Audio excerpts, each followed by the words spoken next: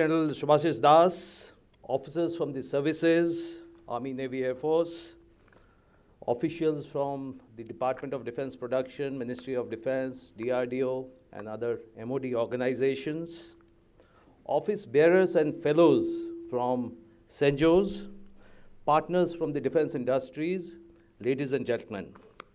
Namaskar and a very good morning, good afternoon rather, to all of you. It is indeed a matter of honor and privilege for me to be speaking to this eminent gathering. My talk today is on a topic called standardization of defense item. Before I start, I'd like to say something which is quite obvious in the gathering out here. I'd not be entirely off the mark if I state that standardization is a very less understood and indeed very less practiced principles and practices in our sector. And it is so evident, in the gathering we have here. So, with that in the background, in the backdrop, I would like to cover my presentation with the following scope, basically an introduction on what we are, and Directorate of Standardization, what we do, why do we do standardization and codification, which is our mandate. In that regard, I'll put up some concepts and use cases. Codification and cataloging, how we do it, what is our methodology, what is our software system, databases, computing systems, and all of that. What is the framework and processes which we follow towards standardization. I'd also like to then bring out some of the DAP 2020 clauses which mandate standardization and codification. And then towards the end, briefly touch upon something called India Defense Smart Portal, which is a recent initiative by the Department of Defense Production. And towards the end, I would like to take certain questions, try to answer them to the best of my abilities.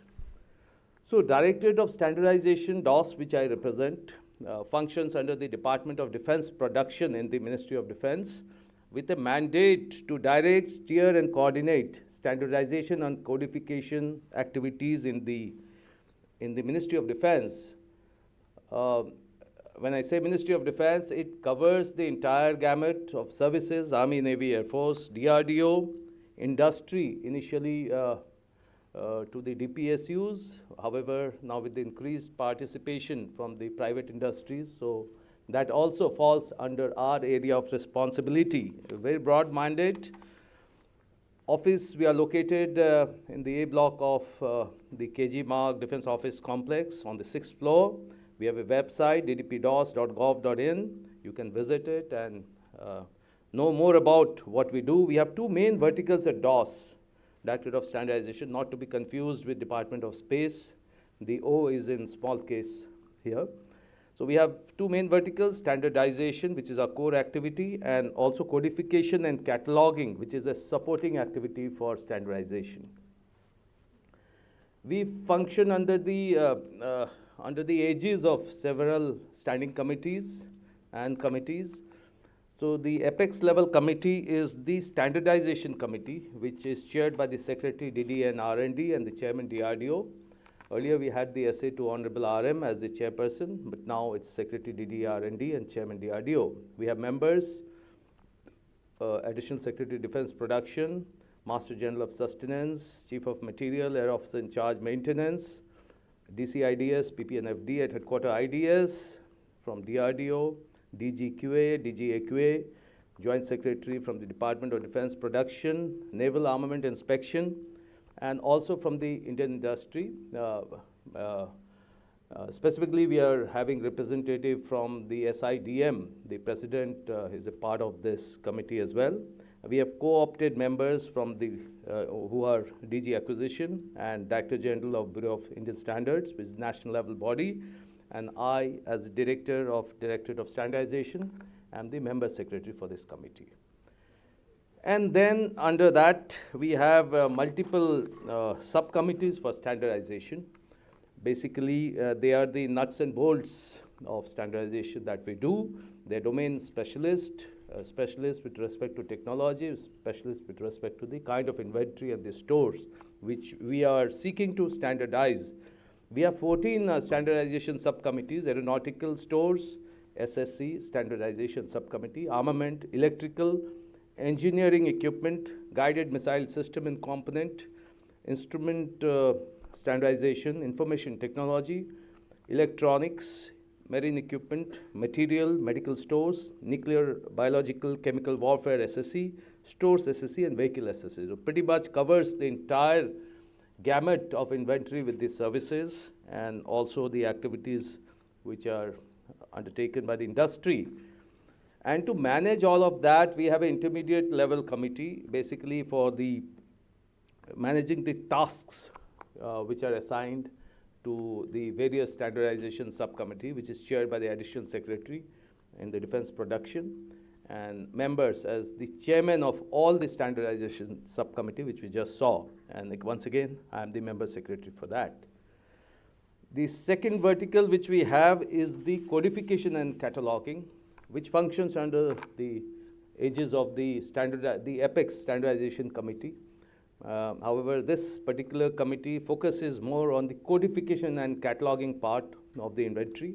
The Joint Secretary Personnel and Coordination is chairperson, with representatives from all stakeholders, DPSUs, and also private industries, not yet a part of this committee, but we will seek to have participation, direct participation. In an indirect way, we are having, but in a direct manner, we like to get them into this committee as well.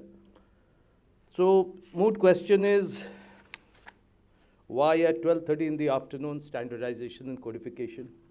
So, we'll cover some of these. The genesis is World War II, when the Allied forces were deployed all across the globe, and they found that for small things, their equipment, their ships, their aircraft were not able to kind of be in operational readiness state because spares were not matching.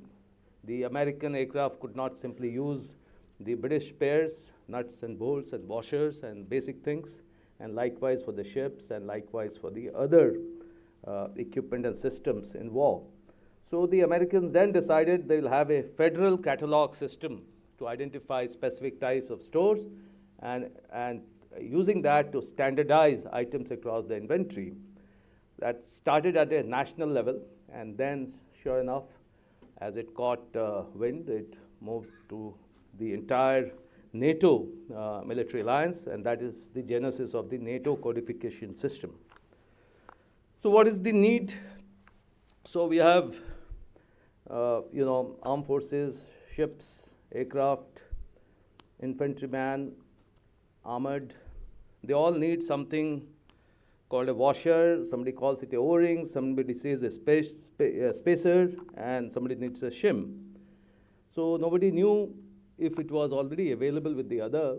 So they were all looking for that item which they required in isolation. But if you codify, everybody understands and identifies an item by a unique part number, unique code rather, and a unique nomenclature. Nomenclature could be many, but the identification number should be unique so as to identify and then use it. So, it's a very straight case of how it benefits, codification benefits.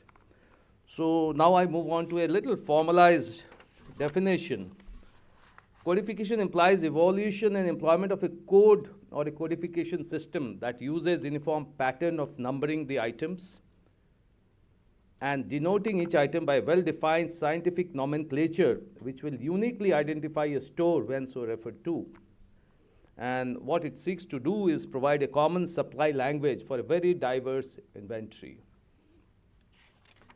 Out of our own, I'm sure officers from the services are here, out of my own personal experience, there was a O-ring which was required on a type of indigenous aircraft, a fighter aircraft, and the same item, it was an imported item out of a company, out of an OEM based in France. So he supplied the same item for a combat aircraft which we are manufacturing. The same item was provided for another division of that DPSU for a helicopter which is indigenous, but we just simply could not interchangeably use that item because our part numbers for each of these were different, and each said, no, I cannot use the part number in just, although it was a form, fit, and function case, meaning the OEM had given the same part number to both the items. But in our own manner, we gave them different part numbers, and then the Air Force will give different gig numbers, the Army will give another CICG number, and the Navy will give it an ILMS number. And all of them will become different. So how to make different out of the same is what results if you don't codify properly. So that is the motivation for codification. What it gives: enhanced interoperability. If there is a O-ring which is required by the armored, has the same form, fit, and function, and the same code, it is so easy to use. Minimize duplication of inventory, variety reduction, and a very effective means of entry control. If you already have hundreds of them lying with the Indian Army, and they have hundreds or thousands, or Army talks in thousands and tens of thousands. So the Air Force, if it requires maybe 500, it will rather use it from the inventory of the Army rather than procuring it. So those are the obvious benefits. Now let's come to the other vertical: standardization. Go through the definitions very properly, you understand the concept, and then you kind of be motivated to participate in this standardization and codification business. Otherwise, it is just a talk in itself. The process of developing concepts, doctrines, procedures, and design, and what is the aim in order to achieve and maintain the most effective levels of compatibility, interchangeability, and commonality. That is the definition from the NATO handbook, which I have got. In the operational, procedural, material, technical, and administrative fields of functioning of an organization, nation, alliance, or at a global level, or even in outer space. That is what is happening. In the International Space Station, anybody can dock, provided they follow those standards and use it for your own benefits. So examples of standardization, there are very many. Starting in our own day-to-day lives, we have power supply points, sockets, they're standardized. So it's so easy to use. But if you go to US, go to Europe, they use different kind of power supply voltages, frequencies, as well as different kind of connecting sockets. So you cannot use it. So in our day-to-day lives, give us those benefits. The internet is another grand example of how standardization has benefited mankind. TCP/IP protocol, this was just simple basic standards, and then everybody found that the standards were great, started using them, and today we are in the midst of an information revolution thanks to the internet. So what standard can do is truly phenomenal. At organizational level, each of us know that,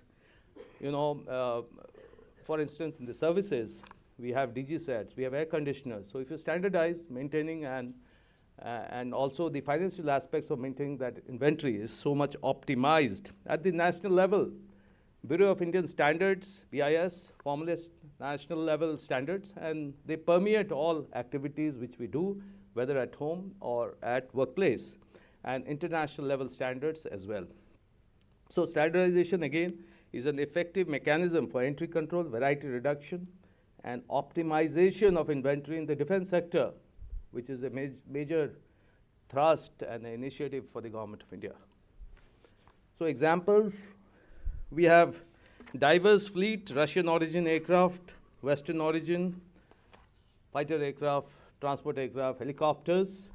So they all follow MIL standards, somebody will follow GHOST standards, somebody will follow our own Indian standards, but essentially they're talking about the same hydraulic oil which is required to operate some of the systems on board. So we standardize them, and the benefits obviously are very obvious. Fuel system icing inhibitors, so we formulate a standard because they must meet the technical and the operational specification. Whether you buy it from X, Y, Z, doesn't matter. So that we have standardized. Nuts and bolts, if you standardize, makes life so easier. Why? Right? So what it does is, if you, for example, you have the countersunk head screw on a fighter aircraft indigenous. They were of different varieties located in different parts of the aircraft. And so you had to maintain so many different types of nuts. So if you standardize wherever it is feasible, it becomes so much easier. The training gets, much better because the technician needs to just learn it, how to do it in one system and follow the same everywhere. And also it becomes more safe because the training is improved. You can concentrate on the reliability of a particular type of nut which you decide to, and it enhances everything so much. And same for, for the small arms barrel, if you standardize the specification of the item, that itself does wonders. We move on to special clothing and mounting. This is one area which we worked on last year, and we standardized these special clothing and mounting equipment. And what benefits? Better quality for the troops, enhanced operational effectiveness, safety.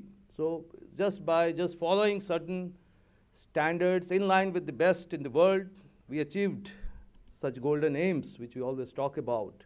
So just to summarize, benefits of standardization: improved quality of product. You make a good standards, everybody follows it. There's no crib, quality is not good.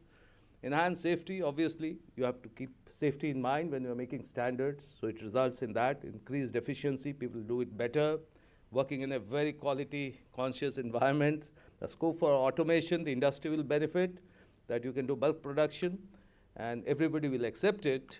So, it helps the industry, economic benefits. For us within the services, entry control, variety reduction, optimization, what we are all seeking for. And then facilitates collaboration leading to innovation. Now this is little debatable. Often people might say that standardization leads to curbs on innovation. I disagree. It depends in the context in which you are using it. You collaborate on developing standards for common things and then innovate on top of that. So I would say that collaboration leads to better innovation. Collaboration on standardization leads to better innovation. And internet is a great example of that. Cataloging, so we'll come to some of the nuts and bolts. We decided in 2019 to become a full member as a Tier 2 member of the NATO codification system, which follows two things. One is the NATO stock number. Every item of supply which is unique in form, fit, and function is given a unique identifier, a 13-digit identifier across the globe, across the NATO alliance and all the participating nations. And it is called an item of supply. There could be item of manufacture. There could be many manufacturers for that item of supply, but it will have the same code, same 13-digit code. There could be manufacturers linked to it, but all of them will be manufacturing that item of supply, which is unique. So the NATO codification gives 13-digit code in the manner it is displayed on the screen in front of you. The first two digits are group, a broad group electrical system, UAV, for example, and the second two group would be resistors or a part of an UAV propulsion system. The next two digits give you the country code, 00 obviously, because the United States initiated it, so they get the first number. And we have number 72 assigned to India. And then there are 7-digit unique identifier number for that particular item. So that is NSN, NATO stock number. The other thing which is given out of the NATO codification system is the NATO commercial and government entity, which gives primarily to identify the manufacturer of that item uniquely. So NCAGE is assigned to a variety of organizations, just not OEM or manufacturer. It includes distributors, standard bodies like us, government organizations like DRDO, DGQA, DGAQA, and BRDs for the Air Force, and service providers. The NCAGE is primarily a five-character identifier, alpha character, numerical, and all of that. And ever since we became a part of Tier 2 member of the NATO codification system, the Directorate of Standardization is also designated as the National Codification Bureau of India, NCB India, and we kind of coordinate and steer the codification activities in the entire defense sector. So it's a separate vertical, Functions under the aegis of the Defense Equipment Codification Committee, primarily to give the directions and the priorities for codification. We have been designated as the NCB. So we have a lot of hardware and software through which we drive codification in the defense sector. We have a customized software, N-Cage software, as we call it. It's a web-based software through which all the stakeholders are given accounts, and through applications for getting a NSN number for a product which you manufacture, forwarded to us. We have a system of vetting your applications, and then the approval obviously takes place at our headquarters, Directorate of Standardization. You get a NSN number. You can also apply for an N-Cage number, get one. And the recent experience has been there's a lot of requests coming from the private sector, not because we want to codify, this is a harsh reality, because the country where you are exporting, he mandates that you should have a NSN and an N-Cage number. So they run behind us and get the NSN and N-Cage. But not so much of demand for getting the codification done by the domestic users. So I request all the stakeholders from the Army, Navy, Air Force, DGQA, and everywhere else that you must insist, because it is mandated under DAP, which I shall cover later, and it benefits all of us in such great manner. So since 2019, we became a Tier 2 member, but we started codification using the NATO codification system in 2016 through our indigenous software which we made, and then migrated a lot of data, relevant data, to the new system. So as of yesterday, we have codified 7.47 lakh of inventory, of our inventory, and it is in our database. It covers the Army, Navy, Air Force under the aegis of the Defense Equipment Codification Committee. We pushed the agenda for codification. Headquarter IDS is an active participant in this. Obviously, they have integrated logistic node and a lot of bigger things to work on. So it is going to be supporting towards that. And then we also have allocated 12,000 N-Cage numbers. That means so many OEMs, suppliers, distributors, vendors have been registered with us. Now let's see what's the standardization framework. We talked about the Apex Standardization Committee, makes broad policy and guidelines, has the chairman of DRDO as our chairperson for that, and with the top level engineering and the technical heads of each of the services and other organizations, and 14 standardization subcommittees, which we saw earlier. They handle the entire gamut of inventory, systems, technology, and all of that. So what is that we produce? We have produced, as of yesterday, 4,011 documents. It is our inventory. Joint service specifics, performance, technical specifications are exactly specified in the manner. For example, the hydraulic oil, it gives the specifications and the test method specifics. So they are joint service specifications. Joint service guide, where we give the broad outline, give certain specifications, and give some leeway for the users to customize it to their own needs. It becomes a joint service guide. Preferred ranges and rationalized list. I'll cover little more on this. Rationalized list, for example, each of the service, Army, Navy, and the Air Force, they have variety of systems for which you have variety of DG sets. All of them are kind of diverse OEM, diverse specification, but because at that point of time somebody thought 35 kVA was suitable with certain specifications, they bought that. Somebody later thought something else was suitable, they bought that, but essentially having one would have met both of their requirements. So we have a provision for joint service rationalized list. You prepare a standard rationalized list and stick to that. That is a very basic and a simple form of standardization.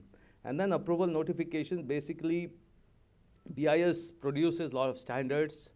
They are also adopting a lot of international standards by International Standards Organization, the ISO, and also the International Electrotechnical Organization, IEC, which is the top level, international level standards bodies. So BIS adopts many of those, and we in turn just adopt it through a process called approval notification. So all of these end up with 4,011 documents which we have produced. We are looking at many more. So just to kind of summarize, is a process of laying out and adopting common technical or non-technical. Standards could be non-technical also. Specification, protocol, procedures, and processes through mutual agreement and consensus. It's a consensus building But believe me, it's a technical consensus is very, very challenging to achieve because of obviously the intellect level of people involved and the diverse opinion on technology. So, but however, that is a challenge to manage consensus in such innovative environment. Standards can be towards just operational or performance specification. Aircraft should have rate of turn, rate of climb, and few other parameters. And that can be a standard if you decide so, if that organization decides so. It could be towards tanks, ships, and vehicles. And generally, this fall under the purview of joint service quality, joint staff qualitative requirements, JSQR, and things of that sort. And headquarter IDS manages that. We do not come mainly into it. However, we are a stakeholder there. But our main activities are towards technical specifications of systems, subsystems, and components, material specifications, alloys, composites, consumables, what should be the specification, process specific, what kind of heat treatment, other processes, annealing, all of that is to be done on a particular component. Inspection and quality assurance procedures, basically, if you have some DGQA, DGAQA, have some design, have some departmental, specifications for doing a particular inspection or quality assurance, we can make it as a MOD standard through our JSS or JSG. So what exactly we do, we have 14 committees to manage them is what we do, manage their tasks rather. We have been recognized by the BIS as a standards development organization, SDO. So we are a standards producing body. We provide secretarial support for all the 14 standardization subcommittee managing their tasks, getting the processes, formulation. Now each of the standards subcommittee will require specialists. We facilitate them in making technical panels and working groups as necessary. We prepare standardization documents and periodical review. We prepare something called the 5-year roll-on plan, and then out of it comes yearly rollover plan. Basically, the documents which we have already made, they need to be revised. Some new documents, new technologies have come, so we need to prepare new standards. So all of that is covered in the roll-on plan. Roll-on meaning task of the other follows on to the next, and so on. And then we are a repository of JSS, JSG, JSRL, JSPR, both in hard copy and also in soft copy, which is available on our website. We provide we have good handshaking with headquarter IDS with respect to standardization on JSQR, so we provide some amount of secretarial support to them as well. The process is quite, ISO 9001 compliant, and scrutiny and vetting and transparency and all of that. So all of the documents come to us. We do vetting in terms of formatting, content, relevance, and then, of course, the digital signature is put and the document is uploaded on the portal, on our own portal, which is available through access control. You can put up a request to our directorate and we'll give you a user ID and access to our system. You can have access to all of those documents and many more.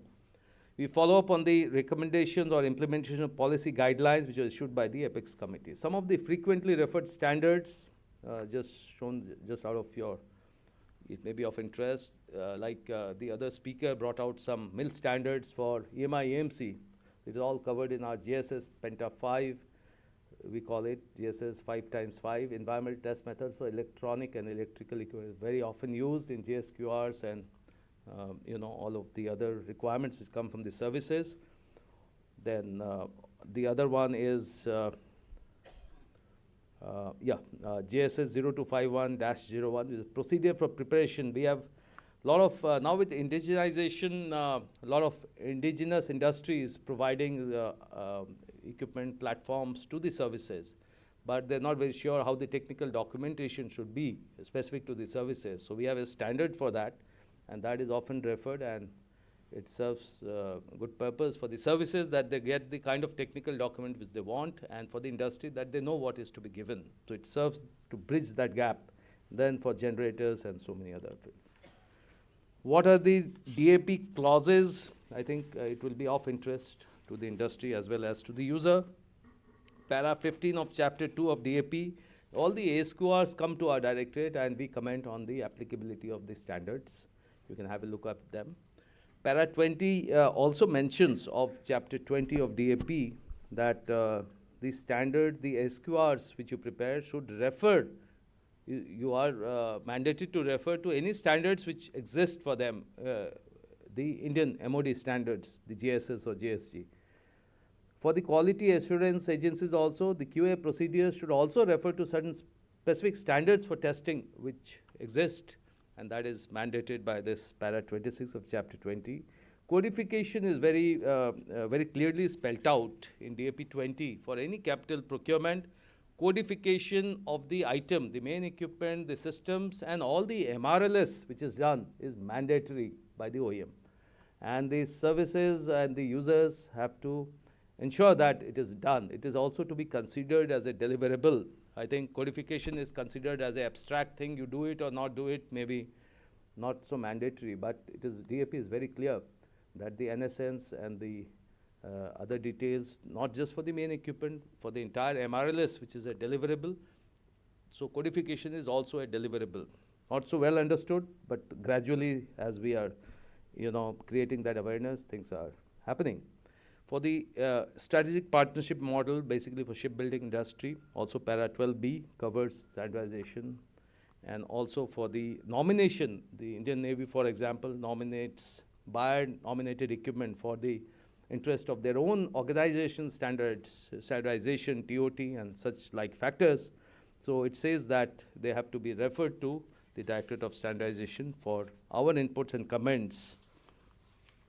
Before I conclude, the Indian Defence Smart Portal is a recent initiative on the lines of GEM, which we thought would be beneficial in the defense sector. It's a web-based portal which is already functional for repository of defense sector manufacturers and their indigenous products basically. The portal has been designed and hosted DDP MOD. It's on the NIC cloud.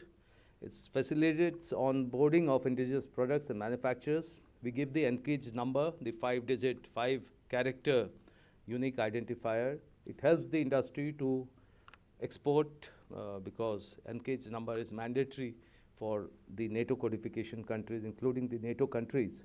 And we, in addition, give the Raksha Idyomi number through DIP. They give us confirmation on the validity of that OEM or manufacturer or supplier, and we give a RUN number as well.